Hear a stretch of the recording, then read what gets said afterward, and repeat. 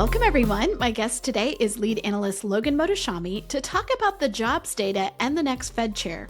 First, I want to thank our sponsor, Trust and Will, for making this episode possible. Logan, welcome back to the podcast. It is wonderful to be here. And always, when you're thirsty, have a nice, fresh Pepsi Wild Cherry Zero. You know, I have to tell you this a funny story. When I did acting, or when I was training to be an actor, they first test you out for commercials with food, and they give you a cereal box. And what always happens is that everyone, when they're talking, they end up pouring the cereal, or if they had milk, because they're not used to having something in their hands and doing an audition. So they do this every year, and they you know, it's to show young actors that, you know, hey, listen, you got to be aware of your product placement, or else you'll be spilling your cereal or milk all the way around. So I say this because I just debated a doomer, and he had home prices crashing this year because of the New World Order. And you and I have talked about this group, the New World Order, the debt, Dr. Jekyll, Mr. Hyde, whatever it is, the European, whatever, the Roman Empire, the British Empire, and 2026 is going to have like a New World Order and shipping lanes and everything, and that's going to force people to list their homes and not sell in distress, but sell at a big volume decline. Very interesting hypothesis. And I was like, so are rates going lower in this? Yes, rates are going to go down, and everyone's going to list their house. And in the New World Order, and the world is, and I was like, 24. Sarah and I talk about this. This is like 24 on steroids. And I was like, man, some people just need to like stay off the internet and listen to conspiracy And theories. this is a person who is very well known in real estate circles, and so that's why you debated him, because some people were like, I'm telling you, this is to all the anti-central bank people who are listening. You all created some crazy kids that are Gen Xers now, and boy, goodness. okay, I still don't understand what that has to do with product placement. I didn't understand, because I was like, we don't really have enough time for the shipping lanes in China and Russia and all this stuff to impact housing this year for like 29% nominal price declines. But whatever, homie.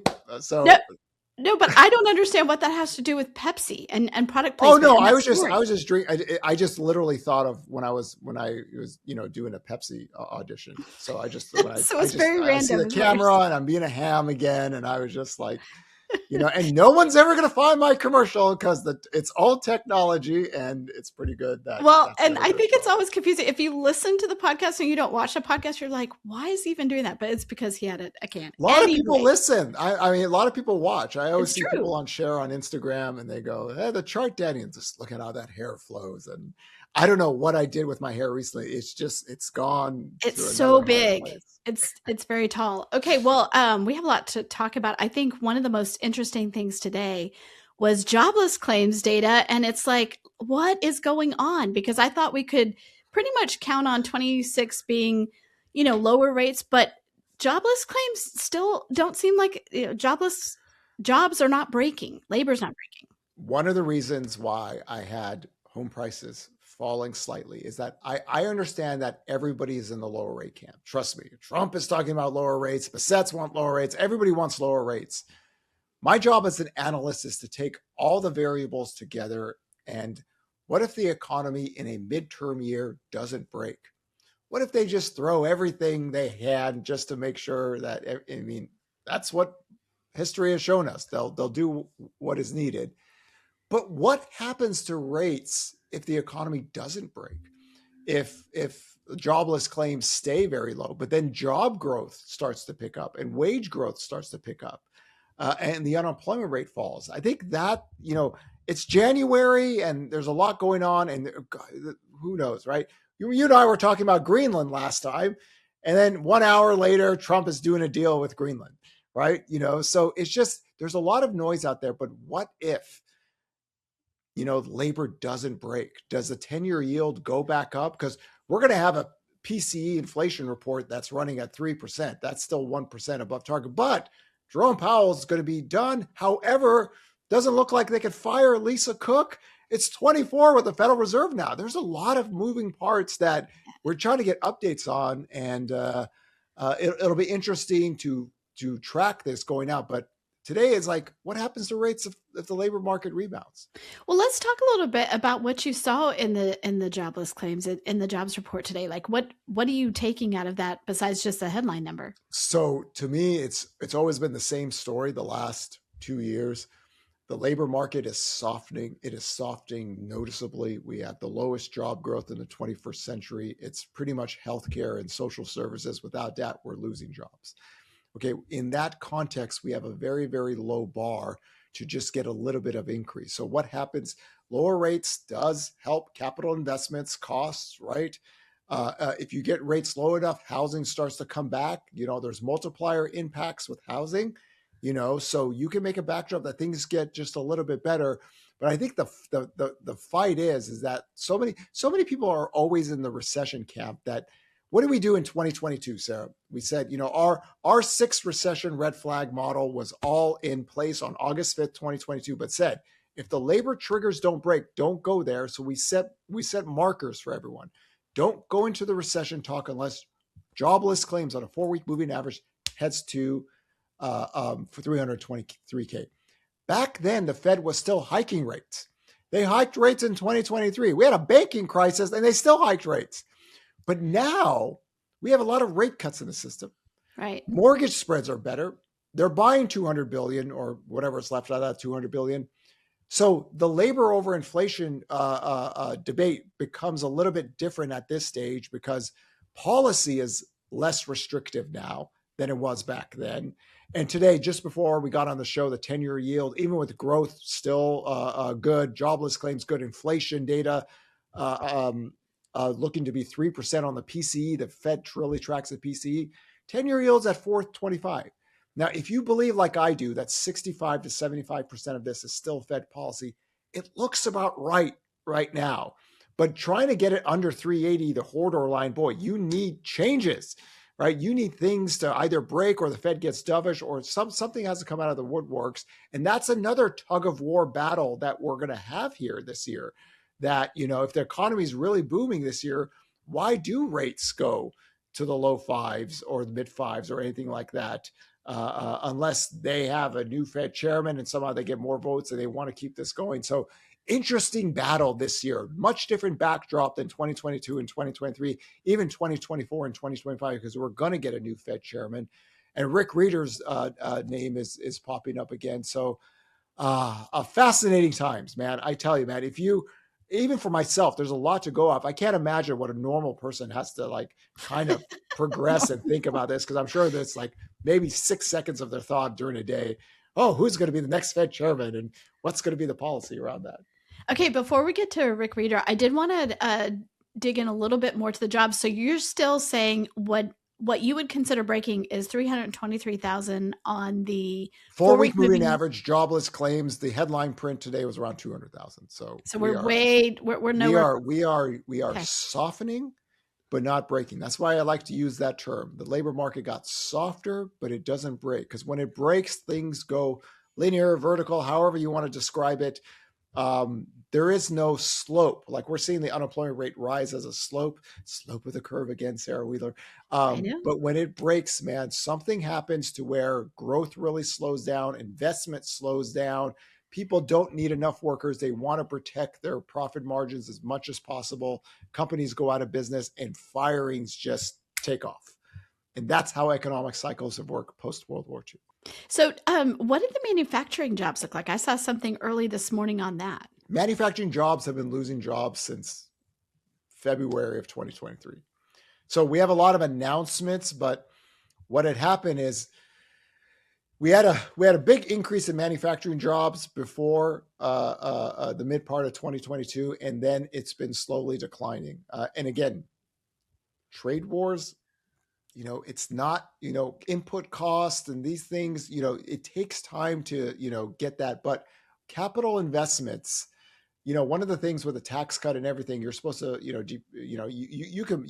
could write off everything this year on equipment and stuff like this. With lower rates, it's supposed to be, a better environment for job growth. Now, this is my theory on what the White House probably thought was going to happen, but didn't. I believe personally that they thought that if they deport about 2 million people or whatever number they had in mind, that people needed to hire people to replace them. Mm. So I think they were a little bit surprised about how slow the job growth is because they naturally think these people need to be replaced, right? So why aren't companies rehiring? But what's happened is in a few sectors of our economy, housing is one thing. Well, demands just simply doesn't warrant the multiplier impact to come up because existing home sales are still low. And new home sales, they're just managing. They have too much supply to really get permits going. But with lower rates and the tax bill, and they're going to throw everything they can at this, why couldn't the jobs data just be a little bit better this year than last year? Because it would be a little bit concerning this year if the jobs data didn't improve. And this is why I have 6.75. This is why I have 440 to 460, just in case if the labor data really just starts to get better and the Fed says, hey, listen, inflation now is, has a possibility to go or stay elevated. So you get this tug of war. And I think that's where Trump does not want a tug of war fight. He wants his person at the Fed. He wants more governors. So we don't have this debate 6 months from now if the economy rebounds out there. So it's going to be fascinating what the new Fed chairman is going to handle and what the governors do. Because right now he doesn't have the chairman or he doesn't have the votes for this if he wants to go against it. But good times, man. Good, crazy times right now. And that's why another thing I thought the mortgage-backed security purchase was done as a defensive mechanism, right? To keep that things at bay. Okay, so your mortgage rate forecast for 2026 is 5.75 to 6 6.75. Yeah, we do ranges, but we don't target mortgage rates. We target the 10-year yield and spreads. So better backdrop. Spreads are lower. Yields are lower. New Fed governor or Fed chairman coming up, going to be a little bit more dovish, right? And a real push to try to keep rates. Just keeping it down here is so much better than up there, right? It's really hard to get rates above 7% again with the spreads this low. See the spreads, Wheeler. It is the spreads. Oh my God, where's my peanut butter gel thing? Oh my, I got to bring that out again. That really changed the backdrop here. So we're going to deal with some really interesting Fed talk soon, but it is going to be fascinating on how the bond market reacts to better data. And so far, if you take away the Japan, Greenland kind of craziness, 425 10-year yield looks right, with Fed policy looking to neutral. Remember, bond market is already priced in neutral policy. If you want to get under 380, something has to change for that to happen. So we talked a little bit about the Supreme Court oral arguments yesterday in the Lisa Cook case. It did seem like they were not persuaded that it's going to be really hard for Trump to fire Fed governors even for cause, or I'm not a lawyer, so but it seemed like that didn't maybe go his way. We won't know yet, but he can't count on that. So what does it look like for the Fed chair? You said we think the Kevins are out. You don't think Chris Waller's in contention? Well, the Kevins are all in play, but I think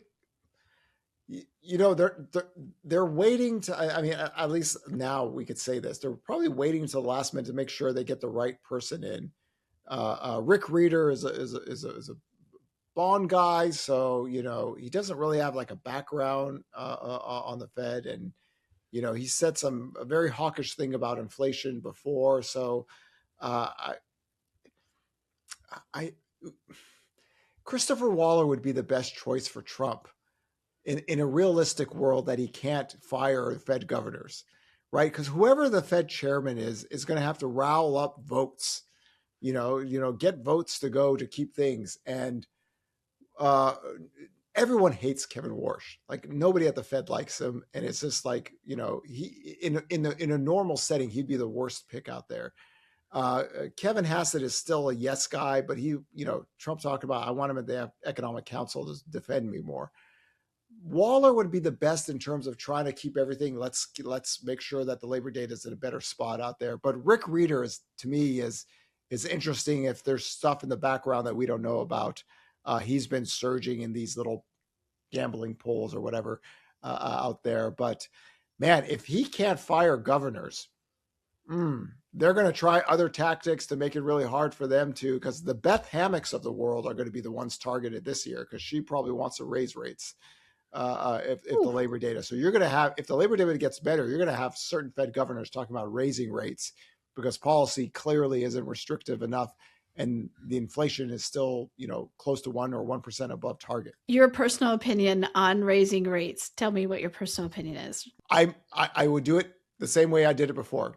I never would have raised rates above 4% because the history of global pandemics, they're very inflationary and then a disinflation. I understand the tariff things, but I already would have been in neutral policy right now and let it kind of ride and always get ahead of weakness in the labor market, right? I need to make sure manufacturing jobs are being created. I need to make sure that housing starts are growing. I need to make sure permits are growing. I need to make sure that the economy is running out here. I don't want to risk the labor market on tariff inflation, which the Federal Reserve has told everyone it's a one-off, right? So I've got to defend my institution's mindset out here. So I would have, of course, I would have done the same thing I would have done in the past. I never would have taken the Fed funds rate to that level because the disinflation would have happened. Of course, goods inflation and tariffs and everything, but keep everything intact. Now, keeping everything intact means that you don't have that recessionary bond yields going down and rates really falling. But that's how I would have approached it. I just think Waller is a better suited person for now and for how long he wants to do it for. Kevin Warsh, I'm really concerned that when Trump leaves, he's going to be so hawkish because he's super hawkish in real terms out there, and nobody likes him. Right. So, and Kevin Hassett, to me, it would be somebody who just quits his job when Trump's out. So different people, but that's how I would have operated. Anything today that changes your, we had a pretty sunny outlook for 2026.